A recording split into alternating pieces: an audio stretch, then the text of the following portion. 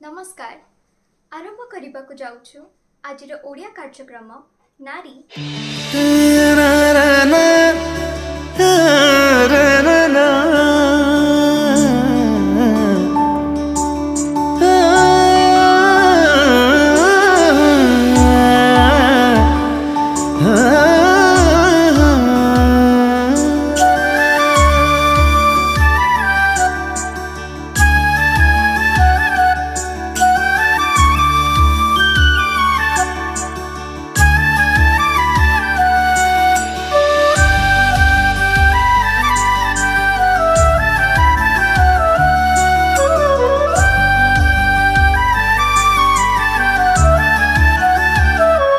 नारी तुमे केड़े धन्य, तुमे केड़े धन्य। नारी तुमे केड़े धन्य, तुमे केड़े धन्य। धन्य तुम नारी जन्म, धन्य तुम नारी जन्म। आश्चर्य सृष्टि ईश्वरंका, नारी तुमे केड़े धन्य हो, नारी तुमे केड़े धन्य। Praise the Lord. नारी चैनल में आप सभी बहनों का मैं स्वागत करती हूँ। आज मैं आपके सामने एक ऐसी माँ के विषय में कहना चाहती हूँ जिसका नाम है योकेबेद। और योकेबेद कौन थी और उसके जीवन में कौन सी विशेषताएं हैं, हम उसके बारे में आज हम कुछ सीख सकते हैं। उन विषयों पर मैं आपको कुछ कहना चाहती हूँ। बाइबल में निर्गमन की पुस्तक 6:20 में कहा गया है, हमराम से योकेबेद की शादी होती है और उनके पुत्र जन्मते हैं। और उसमें योकेबेद के द्वारा मूसा, हारून और मिरियम भी थे। और वो योकेबेद और उनके पति हमराम दोनों बहुत भक्त लोग थे। मूसा की माता का नाम योकेबेद था। हम यहाँ पर योकेबेद के जीवन के बारे में कुछ प्रकाश डालेंगे। मिस्र के फिरौन राजा ने एक नियम निकाला था, इस्राएलियों में अगर किसी का बेटा होता है तो उनको नील नदी में डाल दिया जाएगा, अर्थात मार दिया जाएगा। लेकिन जितनी लड़कियां होंगी उनको छोड़ दिया जाएगा। उन्होंने ऐसा क्यों किया? इसीलिए उन्होंने ऐसा किया क्योंकि वो जानते थे कि इस्राएली में लोग बहुत, मिस्र में इस्राएलियों की संख्या बहुत अधिक है। और वो भी ये जानते थे अगर कोई आकर युद्ध करेगा तो इस्राएली लोग उनके साथ मिल जाएंगे और युद्ध में हमको हरा देंगे। इसीलिए उन्होंने ये नियम को निकाला था। और जब ये बात को मूसा की माता को मालूम चला, लेकिन उसी समय वहाँ पर मूसा का जन्म होता है। ऐसे में तो योकेबेद को चाहिए था कि वो अपने बेटे को नील नदी में डाल देते का, लेकिन उन्होंने ऐसा नहीं किया क्योंकि वो प्रभु की एक बहुत कि भक्त लोग थे वो।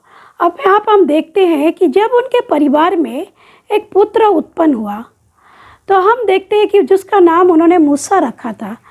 तो हम देखते हैं निर्गमन की पुस्तक 2:2 में क्या लिखा है कि यह बालक सुंदर है, उसे 3 महीने तक छिपा कर रखा। जब इस बहन ने देखा कि मेरा बेटा सुंदर है, अब हम देखते हैं प्रेरितों के काम 7:20 में परमेश्वर की दृष्टि में वो बहुत सुंदर था और 3 महीने तक वह अपने पिता के घर में पाला गया।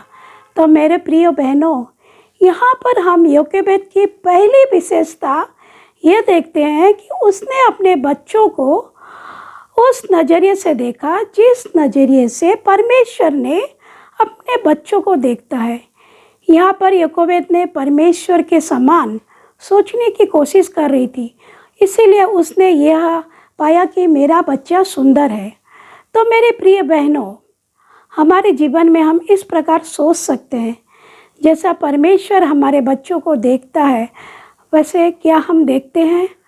बहुत से वक्त हम ये सोचते रहते हैं कि हम अपने बच्चों के लिए गलत शब्दों का इस्तेमाल करते हैं, हमेशा उनकी गलतियों को निकालते रहते हैं, बोलते रहते हैं। परमेश्वर की नज़र में हर एक बच्चा बहुत श्रेष्ठ है, बहुत विशेष है, अनमोल है, और सारे बच्चे परमेश्वर के दिए हुए दान है। और परमेश्वर ने उसे हमारे हाथों में दिया है, किस लिए? क्योंकि हम उनके इच्छा के अनुसार बढ़ा पाए। गिदोन के विषय में हम देखते हैं, जैसे न्यायों के पुस्तक में लिखा है कि तुम छोटे बनकर ही रहना। लेकिन परमेश्वर तब गिदोन को देखता है, कहता है, हे मेरे सूरवीर सुरमा। हाँ मेरे प्रिय लोगों, देखने के लिए हम माता पिता, अपने पिता देखने की नज़रिया परमेश्वर के नज़रिए से हमें देखना चाहिए।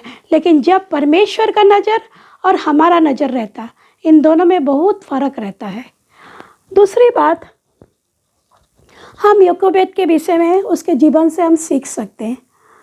उसने राजा के नियम के खिलाफ जाकर अपने बेटे को 3 महीने तक उन्होंने छिपा कर रखा है। मैं सभी माँ से निवेदन करती हूँ, हमारी ये जिम्मेदारी रहती है कि हमारे बच्चों को हम सुरक्षा दें। जब हमारे बच्चे इस संसार में बढ़ रहे हैं, बहुत ही बुरी बातों को देख रहे हैं, उन सारे बातों से बच्चे को छिपा कर रखना है, सुरक्षा देना है। जब हम परीक्षा में पढ़ते हैं तो हमारे अंदर हिम्मत रहना चाहिए। कितने धन्य हैं वो बच्चे जो ऐसे परिवार में बढ़ते हैं जहाँ परमेश्वर का भय उस परिवार में हो। हम सभी अपने बच्चों को आत्मिक रूप से, आत्मिक माहौल में हमें उनको बढ़ाना है। हमें भी प्रार्थना करना है कि परमेश्वर का भय मानना, परमेश्वर को प्रसन्न करना, ये सारी बातें बच्चे आपके जीवन से सीखेंगे। तीसरी बात है, पर हम सीख सकते हैं योकोबेद के जीवन से कि परमेश्वर ने पहले से ही मूसा के लिए एक योजना बना रखी थी कि किस तरह योकोबेद अपने बच्चे को चिकनी मिट्टी द्वारा टोकरी में रख के नील नदी के कांसों के बीच में रखेगी। और फिरौन देश की राजकुमारी के मन में प्रभु ने किस तरह दया की कि उसने उसे लिया और देखा कि ये बालक बहुत सुंदर है। और मूसा की जो बहन थी मिरियम, वो दूर खड़ी होकर सब बातें को देख रही थी और अपने माँ योकोबेद को बुलाकर राजकुमारी के पास लाती है और कहती है कि इसका पालन पोषण करने के लिए। और उसने उसके राजकुमारी से कहा, और उस राजकुमारी ने उसकी माँ से कहा कि इसे बड़े होने तक इसकी पालन पोषण करो। तो मेरे प्रिय बहनों, हम यहाँ पर देख सकते हैं कि योकेबेद अपने बच्चे मूसा के लिए पूरा परिश्रम करती है। तब परमेश्वर मूसा के जीवन में एक अद्भुत चमत्कार करता है। परमेश्वर ने उस राजकुमारी के मन में काम किया और उस माँ ने पूरा परिश्रम किया अपने बच्चे को बचा कर रखने के लिए। उसने अपना पूरा सहयोग दिया और जब वो आगे कुछ नहीं कर पाई तब परमेश्वर ने वहाँ पर उसकी सहायता की। तो मेरे प्रियो, आज हमारे जीवन में एक सीख है कि हम जितना हो सकता है उतना पूरा सहयोग हमारे बच्चों के पालन पोषण में, बड़ा करने में उसका पूरा सहयोग दें।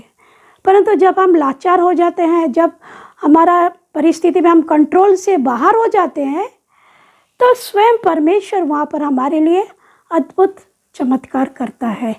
हमारी जिम्मेदारी बनती है कि बच्चों को परमेश्वर के नियम को सिखाए और सही मार्ग की शिक्षा दे। यही हमारा काम है। परमेश्वर कहता है, पृथ्वी में सबसे नम्र व्यक्ति मूसा थे।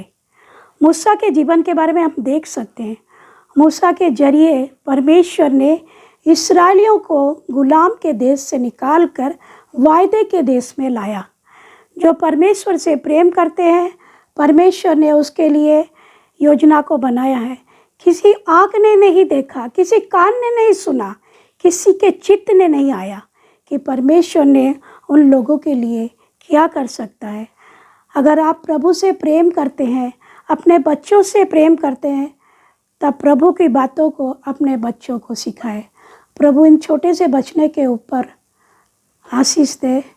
शालोम।